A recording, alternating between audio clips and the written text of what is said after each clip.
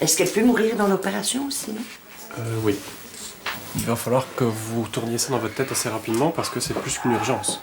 Parce qu'il est possible qu'à partir du moment où l'intestin soit mort, on soit face à une péritonite et qu'on ne puisse plus opérer alors, à ce moment-là. Ça soit trop tard. Le problème, c'est que l'opération coûte cher et monsieur et madame Fontaine ne roulent pas sur l'or. Je compte à une somme de 603 € à laquelle il faut rajouter la collerette pour pas qu'elle se lèche quand elle rentrera à la maison et les antibiotiques, évidemment, pour la suture au niveau de l'abdomen. Voilà, on arrive plus ou moins à cette somme-là. Voilà. Et ainsi, vous savez un petit peu à quoi... Je vais en fumer une et j'ai... On va réfléchir.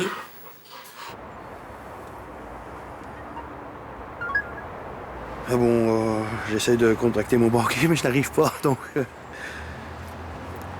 Ouais, j'attends qu'il me ressonne et après je vais donner ma bénédiction ici, quoi.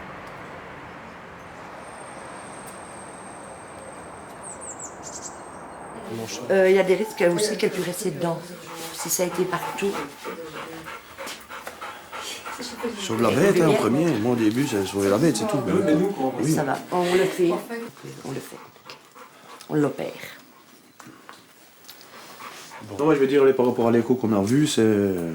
Grave. C'est grave, mais bon, il n'y a pas... Allez, je veux dire, il n'y a pas de lieu de s'alarmer outre... On diminue les risques par l'anesthésie, par la chirurgie, par la stérilité, par tout ce que vous voulez. On va la réhydrater avant. Mais si jamais ça paraît être un désastre, ils vont peut-être mieux arrêter alors à ce moment-là, tant qu'elle est anesthésiée. Donc si vraiment c'est la catastrophe et que le chien risque d'en garder des séquelles ou pas surtaper la chirurgie, on vous téléphone, vous nous dites quoi et s'il faut, on l'euthanasie sur la table, quoi. Enfin, maintenant, on va attendre dans le stress, hein, comme on dit. On va stresser, attendre un peu les nouvelles, en espérant qu'elles soient bonnes.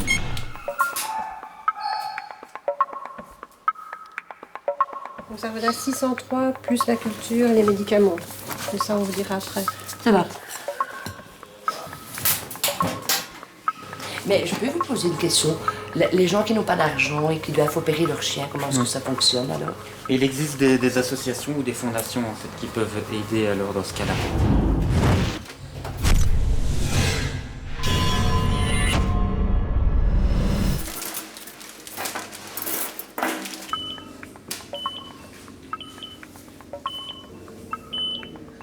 La pression commence à monter un petit peu. En plus, les propriétaires sont restés dans la salle d'attente.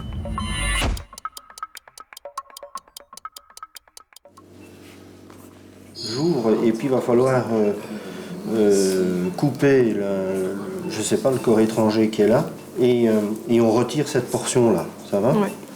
Tout va dépendre de la nature du corps étranger que Diana a avalé. Car selon les cas, les dégâts internes peuvent être plus ou moins graves. Si c'est une corte, ça cisaille évidemment beaucoup plus fort. Diana a de la chance. L'objet qu'elle a avalé ne semble pas être constitué d'une matière particulièrement dangereuse. Voilà, je l'ai. Je vais voir dans un quart d'heure, mais ça a l'air de bien se présenter. C'est du coton, donc ça irrite beaucoup moins la muqueuse.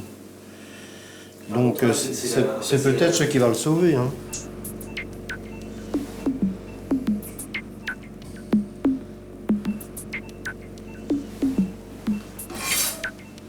Ok. Diana va pouvoir rentrer chez elle, avec un souvenir impérissable. C'est un caleçon. Un caleçon. Pour un slip, c'est vrai. Pour un slip, 600 €, vous vous rendez compte? Ça ne dérange pas, allez, je vais dire entre guillemets, de donner 600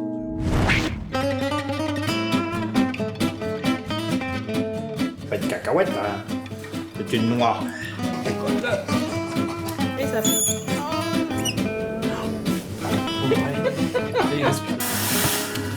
Oh, Antoine! Aujourd'hui, c'est Philippe qui s'occupe d'Antoine, l'étudiant vétérinaire qui sera évalué en fin de stage. Donc ça c'est pour rechercher la fameuse gale en fait. Cette fois, Philippe lui fait passer le test du microscope. C'est une des bases en dermatologie, c'est de savoir bien regarder une lame et de savoir bien utiliser un microscope. C'est pas facile. Ça c'est une levure, en plein milieu. Beaucoup plus gros que par rapport à la bactérie. Ouais. Pour une première fois, c'est pas toujours facile de repérer les éléments, donc ce serait pas trop difficile. Je pense qu'il faut de l'habitude et puis après ça viendra. Je dirais que peut-être vers le milieu du stage, là, ce serait peut-être un peu plus strict. À suivre. Pour Antoine, c'est un stage d'autant plus profitable qu'il est confronté aux cas les plus variés ou inattendus. Sur ce point, les animaux de Madame Lemarec constituent un excellent terrain d'apprentissage. Est-ce que vous avez un suivi de son poids? Pas depuis la dernière fois qu'il est venu. Mais j'ai pas l'impression qu'il ait maigri. Oh, il est bien costaud encore. Oui, oui, c'est un gros... Quel âge a-t-il celui-ci? 1 an et demi. 614 grammes. 615. Me le tenir un tout petit peu, je vais lui prendre sa température pour voir. Il va pas tellement apprécier la chose. Non, pas pleurer. Zane, c'est bientôt fini. C'est bientôt fini. Donc ce qu'on va faire, c'est on va le replacer sous traitement antibiotique, avec les 2 fameux antibiotiques qui agissent sur les problèmes de pneumonie chez le rat. Le problème avec les rats, c'est qu'ils ont une espérance de vie de seulement 3 ans. Autant dire qu'avec son petit élevage, Madame Lemarec s'occupe essentiellement d'une colonie de vieillards et d'impotents. Alors Mila, son état général est très mauvais. C'est-à-dire? Elle a perdu 200 grammes depuis qu'elle a fait son AVC. Elle a commencé à plus manger de toute façon à partir de son AVC. Donc moi je la nourris à la seringue. Elle a recommencé à manger un petit peu mieux. Bon, et pas des graines, hein. Je lui donnais du jambon, des knackis, du petit filou, du lait de soja. Enfin, je la nourris et je l'hydrate par moi-même. Okay. Malgré le gavage. Voilà, et le gavage, je ne peux lui donner qu'une fois par jour. Et en plus, c'est précis, c'est à 1h du matin. Parce que si j'essaye de lui donner en dehors de 1h du matin, elle ne prend pas, elle ne veut pas. Qu'elle ne mange qu'à 1h du matin? Oui, elle ne veut qu'à 1h du matin. Donc vous sortez vos petits filous à 1h du matin? Oui. Oui. Et depuis ce jour-là, je suis chemillée jusqu'à 2h, 3h, voire à 4h du matin avec eux. Donc, c'est Kimono. Et c'est le frère de Fugueuse, de Chouchoute, enfin de... En fait, en cage, il est avec Milor. Et j'ai jamais vu ça chez des rats, mis à part chez eux deux. Ils ont des petites balles dans leur cage et ils jouent au foot. Je les ai surpris plus d'une fois de jouer au foot. Avec les pattes avant, il y en a un de chaque côté, il se lance la balle. Okay. Et j'ai l'impression qu'il a un problème de mobilité des pattes arrière. D'accord. J'ai remarqué ça hier soir. C'est là que je me suis dit qu'il n'avait pas un comportement normal. À la clinique, les rats de Madame Lemarec demeurent malgré tout des animaux assez ordinaires. Car dans le listing des clients habituels, on trouve les spécimens les plus étranges, du plus grand au plus petit et du plus commun au plus exotique. Des tortues, des haras, des serpents, des chinchillas, des lémuriens, des octodons.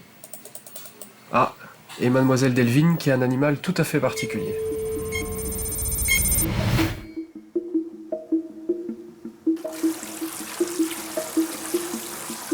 C'est quand même important de lui donner au moins 2 bains par semaine.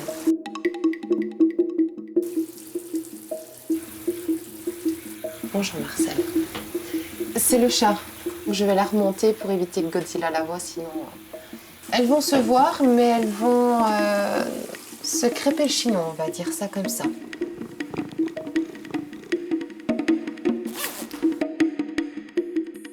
Ça va pas lui plaire, du tout.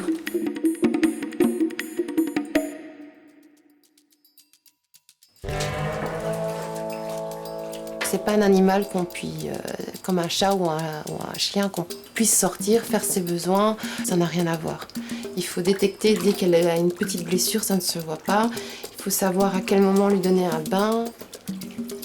Il faut s'occuper d'elle, quoi. C'est ça le plus important. Si on s'occupe pas d'elle, alors elle râle et elle frappe dans le vivarium ou fait ses besoins partout, quoi.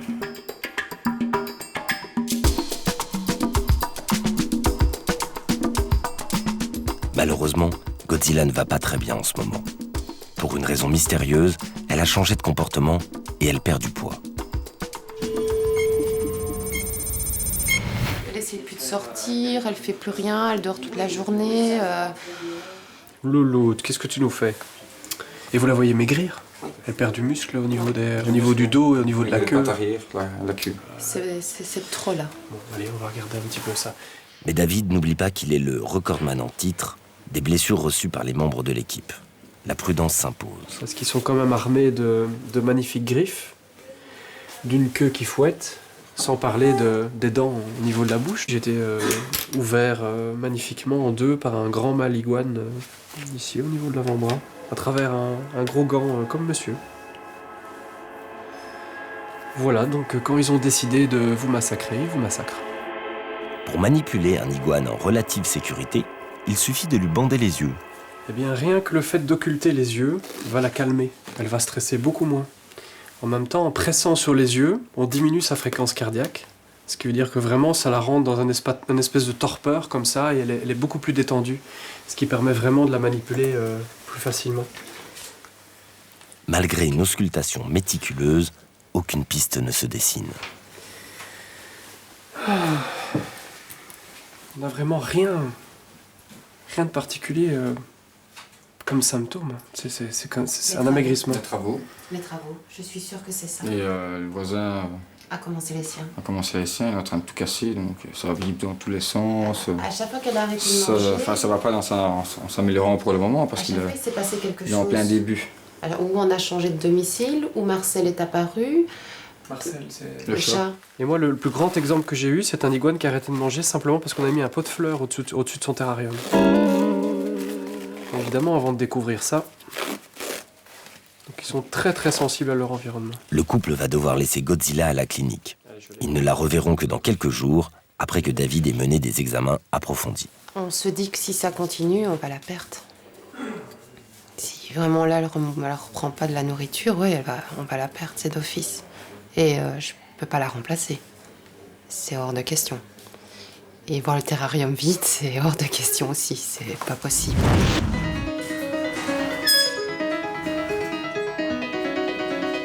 Lorsqu'on n'est pas soi-même propriétaire, on est toujours étonné par la force des sentiments que provoquent des animaux apparemment peu démonstratifs. À ce titre, le perroquet est un véritable champion, bien que ses modes d'expression soient en apparence limités.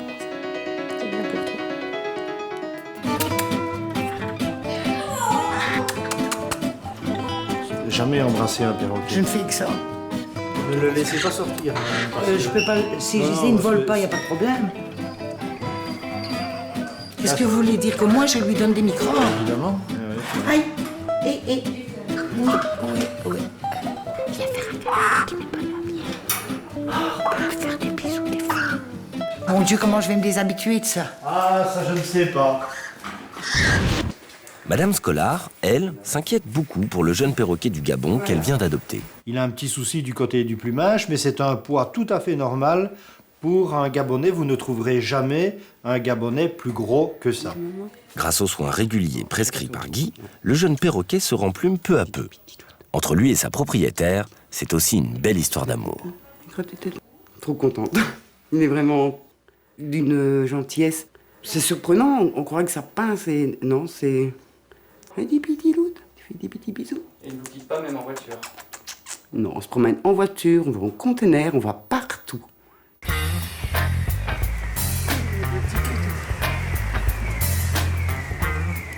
Seule limite imposée par Madame Scolar, c'est elle qui conduit la voiture.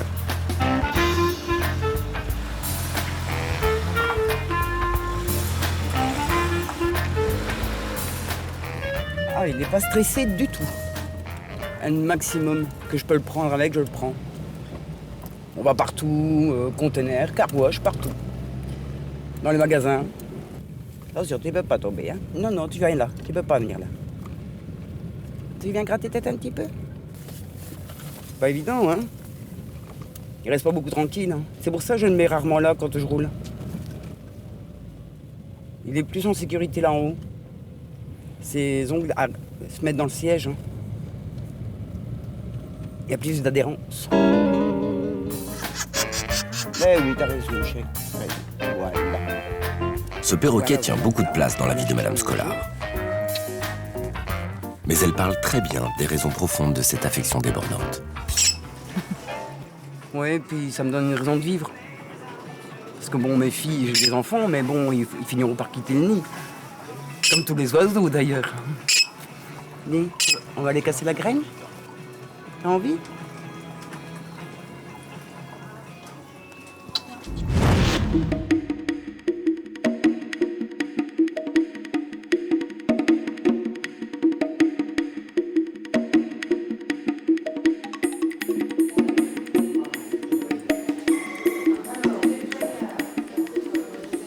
Et Maud, y a Guy qui m'a donné des petites photos là, il paraît qu'il y a un site et qu'il faudrait les mettre dessus. Tiens, oui. Donne la carte. C'est plus toi qui gères le site là pour l'instant.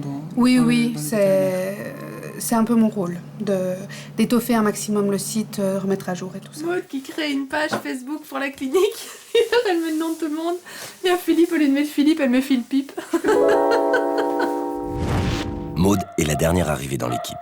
Aujourd'hui, elle va opérer un chien qui a un œil crevé.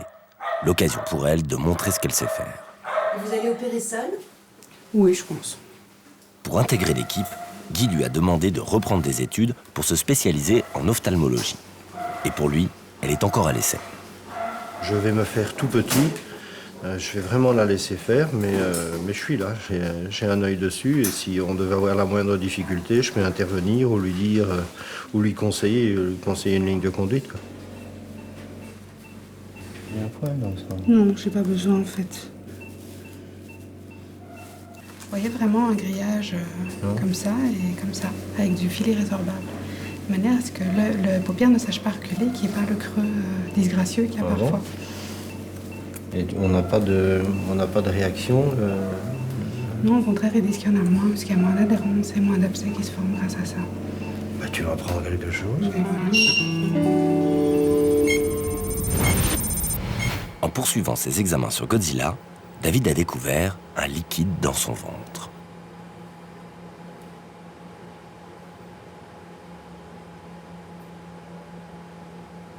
Donc ici, on a deux grandes possibilités qui se détachent avec du liquide comme ça. Soit on a un énorme problème hépatique, soit on a un problème cardiaque. Soit c'est une maladie cardiaque primaire, donc c'est l'âge qui fait ça, c'est très fréquent chez les chats. Soit c'est le cœur doit, à chaque fois qu'il se contracte, lutter contre une résistance. Et la résistance, la plus fréquente, c'est un problème de rein.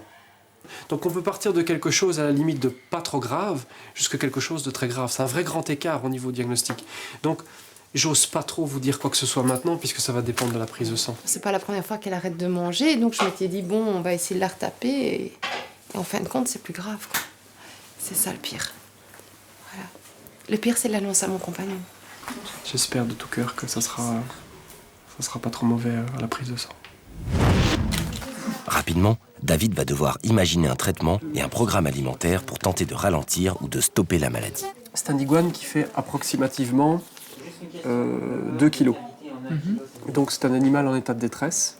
Donc tu considères qu'il est à 2 ou 3 SMR, donc ce sont les besoins quotidiens. Donc en kilocalories exprimés par jour. Donc ici, cet iguane-là, pour qu'on essaie de lui faire prendre du poids, il a besoin entre 600 et 900 kilocalories par jour. Voilà. Ok. Ça va?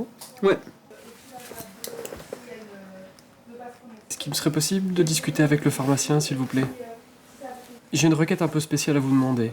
Voilà, j'aurais besoin d'un médicament à usage cardiaque pour un iguane. Et je vous enverrai l'ordonnance par fax. Super, bah écoutez, je vous remercie beaucoup, c'est très gentil. Les drôles de chiens que ce minuscule Yorkshire menace de dévorer sont des charpets. Un cauchemar pour les vétérinaires. Bon, bah, tout se passe bien. C'est un chien qui nous donne pas mal de soucis. Donc ici, il commence sa vie avec une rectification des paupières. La paupière supérieure, elle rentre à l'intérieur, mais les cils sont là. Autrement dit, les cils commencent à frotter sur la cornée. On a un ulcère, une érosion, un ulcère, et puis il y a évidemment un risque de perforation complète. Et puis, regardez un petit peu les petites oreilles. C'est vraiment des petites oreilles toutes raclapotées. On dirait qu'elles ont déjà subi une catastrophe. Elles sont mal ventilées, elles sont croquées. Évidemment, ça respire très mal là, à l'intérieur. Donc, si ce sont des chiens sympathiques à regarder, je dirais que sur le plan médical, ce sont des petits musées pathologiques. Hein. Avec la peau d'un charpet, on pourrait faire 2 chiens complets. Si je le laisse aller, on cherche après ses yeux, on a l'impression que c'est un chien sans yeux, rempli de plis comme ça. Hein. Ah ben, il en faudrait du botox pour retendre tout ça, hein, parce que au moins maintenant il voit clair. Quoi. les propriétaires de l'iguane sont revenus. Et en quelques jours, l'équipe a obtenu des résultats qui semblent encourageants. Donc j'ai pris la dose qui a été utilisée et maintenant on est au stade où on va essayer de la nourrir plus pour qu'elle reprenne des forces. Et on va voir un petit peu à quelle vitesse réapparaît le liquide, comment elle répond aux médicaments. Est-ce qu'il faut que je donne un diurétique? Parce que tu sais que les diurétiques chez eux, c'est toujours très, très bancal.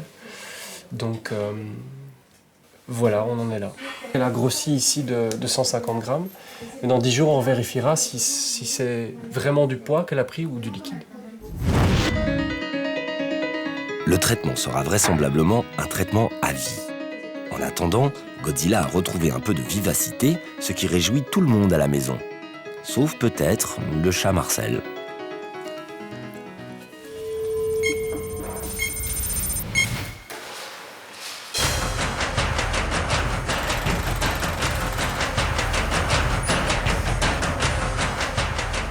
Non loin de la clinique, la campagne vibre d'une rumeur de jungle. C'est le parc Paradisio, un parc animalier où Guy Brasseur et son équipe interviennent souvent. Régulièrement, pour éviter tout risque d'infection ou d'épidémie, Guy vient prélever quelques spécimens pour procéder à des dépistages. Moi, ce que je te propose, c'est d'en prendre encore un aujourd'hui. Ce sera le 5e. Ouais. On fait un examen complet, voir au point de vue salmonellose et parasitaire, s'il n'y a rien du tout. Je le garde 48 heures. On fait les recherches, les analyses. On va le prendre? Oui, ok, on y va. Voilà. Le voilà enfermé.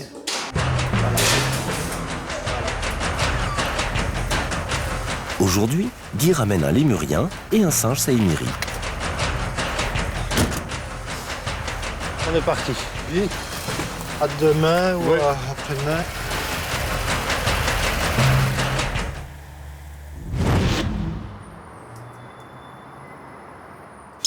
À la clinique, tout le monde est ravi lorsque des pensionnaires du parc débarquent. Évidemment, il faut consoler Coco, qui est un peu jaloux. Bonjour Coco. Mais on se disputerait presque pour être sur les rangs au moment des examens.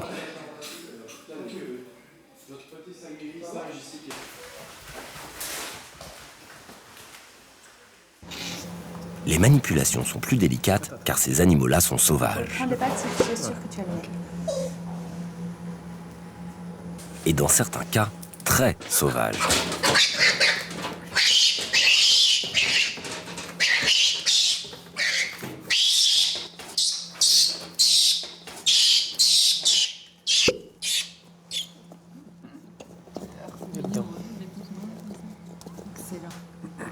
Bon, regarde, il me tient la main pour m'endormir. Ouais, moi j'adore.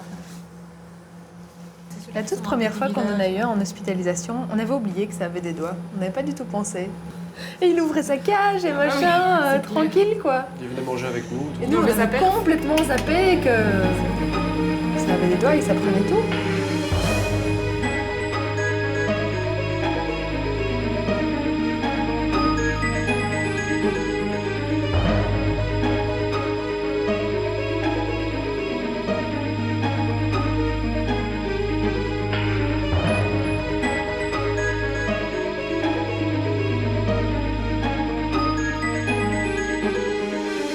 Après examen, tous ces animaux sont en bonne santé.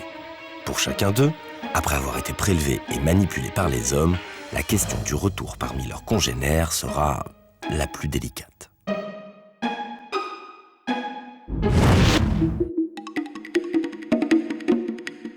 Comment se passera le retour des animaux sauvages que la clinique va devoir rendre au parc Paradisio après les avoir examinés? Bob, le python de Monsieur Lopez, a-t-il contracté une maladie dangereuse pour sa santé? Et surtout, Monsieur Lopez peut-il conserver son serpent sans courir de danger pour lui-même et son entourage?